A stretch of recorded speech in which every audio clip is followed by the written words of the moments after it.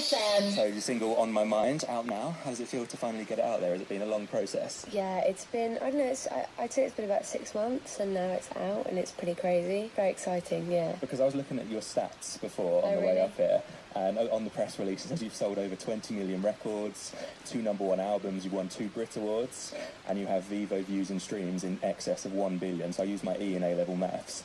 And if like one person across the entire world listened to one of your songs once, that's a seventh of the world. Wow. That's mad, isn't it? That's pretty crazy, yeah. I'm hoping to increase that with this album. I don't know.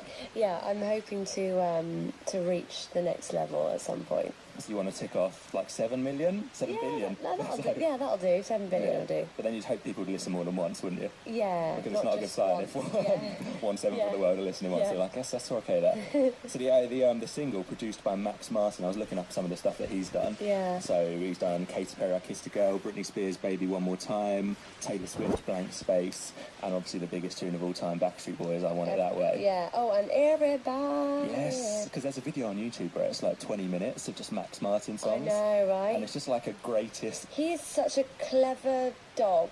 I don't know why I said dog, but he's very smart and he's also just very humble, so he's really, really easy to work with. So what is it like then working with him? What's his process? Because he must have like a secret ingredient. I think he's just very intuitive and he knows what will sound good on the radio, which is of course how we mostly hear, our favourite songs on the radio.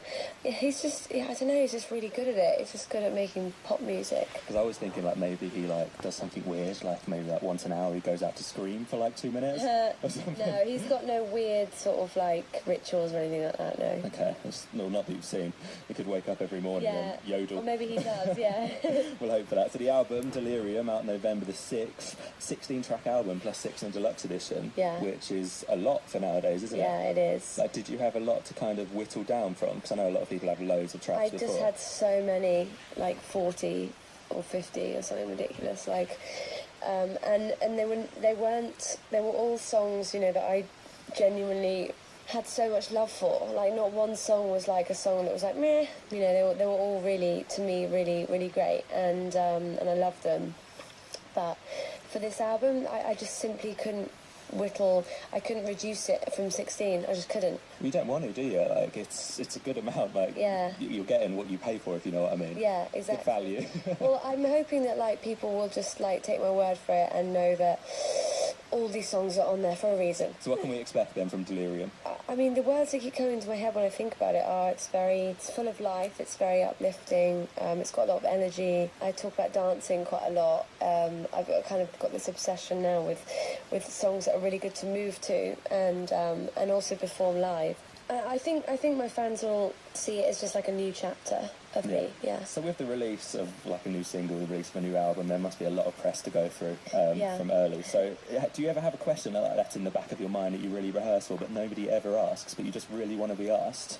Great question. It's just my way of getting out of doing interview prep. I just ask you for the questions. I mean, I do get asked a lot. I mean, there's definitely questions that I don't like answering, but I'm pretty open usually. Yeah. What are the sort of questions that you don't? Hopefully it's not. So what's it like working with Max Martin? No, absolutely not. No, I love talking about who I've worked with. I don't know. I think definitely. If I ever get questions about like old relationships or anything like that, stuff that just isn't really relevant, and I understand why I get asked because it's really interesting and probably really fun. It sells as well. And, but actually, I don't, I get asked those a lot, and I just think it's not relevant. Maybe you should like flip it around again. So let's say someone asks like, "Who's tell me about your ex or ex-girlfriend?" I'll tell you about my ex if you give me a really gritty story about yours. Yeah, I mean that's true. But I mean, some people from my past have really shaped my present. So like sometimes I've had music that's been inspired by people, but I never really write about like one person, because I think that's what's so cool about songwriting is there's no rules really. You don't really have to write about any one person or any one thing. You can do whatever the hell you want, which is great. I love it. But like I'm so lucky that I've got that luxury of being able to do that and people hear it and appreciate it or whatever. Yeah, so it came out last week that Sam Smith was recording the James Bond theme. Yeah. Do you think it was me? Well, he said, I think it's Ellie Goulding, and then I think, Wasn't that a weird didn't you tweet move? something as well? No, I didn't. I mean, I know I tweeted "Live and Let Die," but that was I didn't know that was a Bond song. Yeah. I didn't have a clue. Like, and I know it's really bad Bond trivia and really bad that I should know that. But I just thought, God, that's a good song. And we were having a drink in the studio. I thought, I'm going to tweet that. I don't tweet things like that very often. Yeah. And then the other thing was I recorded a lot of the strings and stuff on my album Abbey Road. And then I posted a picture coming out of Abbey Road, and everyone was like, oh, it must be the Bond theme. But I don't know why people didn't assume it was my album, which was imminent. It's because everyone was talking about the Bond theme as well. Yeah. Do you know Sam? Yeah. So was it like planned? Did you know he was going to say that he thinks it's you? Absolutely not. Because maybe he did think it was you. Because do you know how long he's been working on it? No, he didn't. He knew it was him. That's sneaky. I bet he saw the stuff you were tweeting. He was like, oh, I know how to get away from it. Well, I mean, I did tweet I was going to be the next James Bond. Okay. Like the actual James Bond, because I think there should be a female one. Yeah, that'd be good, wouldn't Putting it out there. Yeah. In the universe. So for the James Bond producers out there, Ellie Goulding is keen to be James Bond. And they're just like, no. Well, you'll have to be like Janet Bond. Yeah. I don't think you look like a James. No, I mean, it could be a Jamie, that can be a girl's name. Jamie, yeah, that works. Jamie Bond. Janice Bond. Yeah, Janice Bond. It just doesn't have that same effect, No, does it? It doesn't. I'm Janice Bond and I'm here to take you down. Would you ever do the Bond theme if you were asked? Yes, I would. I'd certainly do it if they asked me to. I probably should have more extensive knowledge of James Bond to be worthy of the James Bond theme, like not knowing that Live and Let Die was a Bond song. But now's an opportunity to learn. Of course, I would be more than happy to do the Bond theme. If you could re-record a soundtrack for any film out at the moment, great question. What would it be? Film out at the moment? No, out ever. Any film that's ever existed. Well, I mean, just for a laugh, because I love the soundtrack so much, I'd re-record the Romeo and Juliet Baz Luhrmann soundtrack. I would re-record all those songs. What a great idea! I think you've just given me a really good idea. You can try and rework it. That would be maybe like an extra on the album. Yeah, I mean, but like that's quite a good conceptual sort of. If I just like re-recorded all the songs, but. I mean, no one would listen to it, but I think people would, though. Yeah. 1 billion, you at least get like... They had songs like, that song, I'm kissing you, that Desiree song. Yeah. And then they had, like, Radiohead, I want to be somewhere else. And then they had, love me so. Oh, yeah. So would you just cover all of them, obviously, with your own? That'd be cool. That'd be well good, wouldn't it? There you go. I think we're onto something. If you make any money from that, if I could get some credit for that. So this interview's going out to the entirety of Kent, so doing a little bit of research, I found out you went to the University of Kent. I did. In Canterbury for a couple of years. I'm still waiting for my honorary degree, just saying. Okay. They might be listening to this, to be fair, so if it comes, I'm sure they'll send it. I'm waiting for it. Please, I'd love one. But you know how everyone has like a university story? Like when somebody talks about like university in life, or somebody always has like a go-to story that they pick, like, or I remember the time that this happened, or I remember this place. Do you have a go-to university story from the University of Kent? Radio safe. I'm just thinking, oh God, I mean, lots of stuff happened at uni. Now I'm intrigued to what the one that was instantly popped into your head. This comes out in the evening though, so it's fine. I mean, I did uni things that we all do at uni. And what are uni things? Oh God, you are good.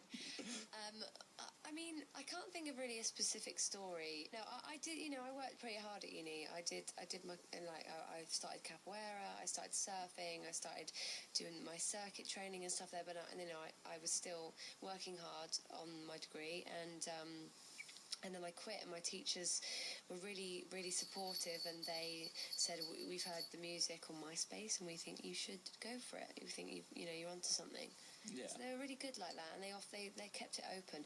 But guys, I don't think I'm going to be able to go back and do my degree anytime soon. So okay, not to the final year. Me out there, yeah.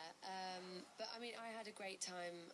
Apparently, McFly played at University of Kent, and I didn't go.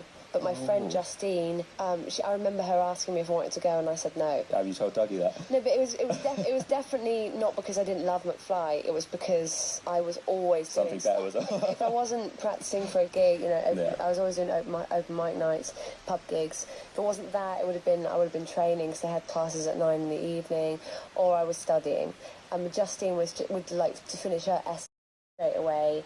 And, you know, I would leave them to the last minute, and she would do them straight away. So that's why she was probably allowed to go out and I wasn't. Does that leave it to the last minute stuff work with in terms of your music as well? Like, because I always find that I work better when I've got the pressure of the last minute stuff. Oh my God, my management hate me for this. Like, I'm always leaving things to the last minute. Like, they're just like, hurry up and do this. That's just, I exactly, I need the pressure of it too. Yeah, because it makes it work a lot better. You mentioned circuit training and stuff that you were doing at uni, so you're very active on Instagram, over 6.5 million followers. Yeah. And you're making a lot of people kind of feel guilty about, like, I'd sit in, like, after a night out, hungover, and I, like, having McDonald's all next to me. You say that, but, like, I'm very balanced. Like, the last 4 days, I haven't exercised and I feel gross, but I know that I'm busy, so I'm giving myself a bit of a break. Yeah. Yeah. Plus, if you're all over the place, it's kind of counts as exercise. But if I get enough sleep tonight, I train in the morning. Yeah. Yeah. Do you take a lot of photos then? Yeah, So I do. Do you know what the last photo on your phone was, and if there's a story behind it? Oh, there's no story. It was Sharon struggling to get this skirt on me when I was lying on the floor. And that's the last photo. Yeah. Is that going on the Instagram? No, because I'm sort of in my underwear, so no, I don't usually post underwear pics. Yeah. I think that's a bit much. Yeah. No one needs to see that. Especially, I don't know if Sharon will be keen to just post that as well. Oh yeah, no. Or she loves that stuff. Oh my God, post it, it's amazing. Yeah. But no, not that far. Cool. Well, thank you for speaking to me today. Yeah, thank you. It's been really fun. And I'm really keen for the single. It sounds amazing, to be Thank fair. you. It's been in my head. I heard Has it it? early this morning when it first released. It's literally been You could say rolling. it's on your mind. You could say it's on your mind. And on that note, could you introduce the track, please, on KMFM? Hey, this is Ellie Goulding, and this is my new single, On My Mind.